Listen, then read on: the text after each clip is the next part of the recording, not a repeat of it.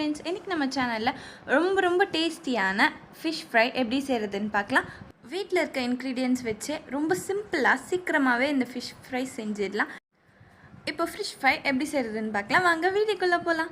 இந்த ஃபிஷ் ஃப்ரைக்கு எந்த மீன் வேணாலுமே எடுத்துக்கலாம். நாங்கள் இன்றைக்கி கிளிச்சல் மீன் எடுத்திருக்கோம். இந்த மீனை நல்லா க்ளீன் பண்ணி எடுத்துக்கலாம்.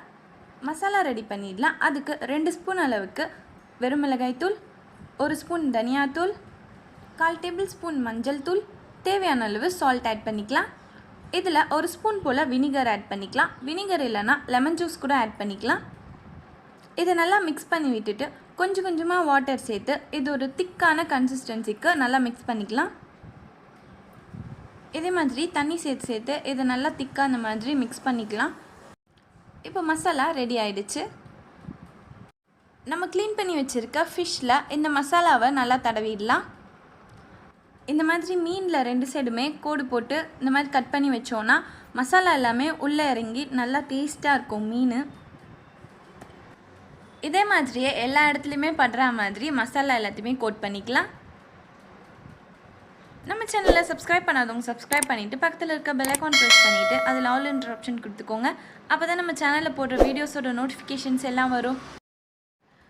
மீனில் நல்லா கோட் பண்ணிவிட்டு ஒரு 1 hour போல் இதை நல்லா ஊற வச்சிட்டோன்னா மசாலா எல்லாமே மீனுக்குள்ளே இறங்கி சூப்பரான டேஸ்ட் கொடுக்கும். 1/2 hourல கூட இதை எடுத்து செய்யலாம். ரொம்ப சிம்பிளாகவே வீட்டில் இருக்க இன்க்ரீடியன்ட்ஸ் வச்சு இந்த ஃபிஷ் ஃப்ரையை செஞ்சிடலாம். இதே மாதிரியே எல்லா ஃபிஷ்லையுமே கோட் பண்ணிக்கலாம்.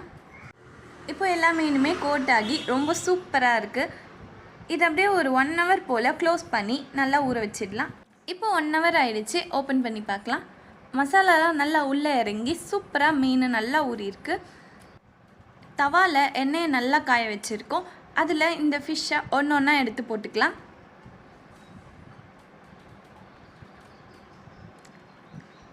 இது நல்லா ஒரு பக்கம் வெந்ததுமே இன்னொரு பக்கம் திருப்பி போட்டுக்கலாம்.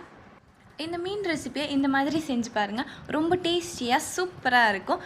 செஞ்சு பார்த்துட்டு கண்டிப்பாக கமெண்ட் பாக்ஸில் ஷேர் பண்ணுங்கள். வாவ், சூப்பராக வெந்துருச்சு மீன். இன்னும் கொஞ்சம் நல்லா கலர் வந்ததுமே இதை வெளியில் எடுத்துடலாம். இப்போ மீன் ரெடி ஆகிடுச்சு. இதை வெளியில் எடுத்துடலாம். ரொம்ப டேஸ்டியான ஃபிஷ் ஃப்ரை ரெடி. இந்த வீடியோ பிடிச்சிருந்தா லைக் பண்ணிக்கோங்க. நம்ம சேனலை சப்ஸ்கிரைப் பண்ணாதவங்க சப்ஸ்கிரைப் பண்ணிவிட்டு பக்கத்தில் இருக்க பெல் ஐகான் ப்ரெஸ் பண்ணிவிட்டு அதில் ஆல் என்ற ஆப்ஷன் கொடுத்துக்கோங்க. அப்போ தான் நம்ம சேனலில் போடுற வீடியோஸோட நோட்டிஃபிகேஷன்ஸ் எல்லாம் வரும். தேங்க்ஸ் ஃபார் வாட்சிங்.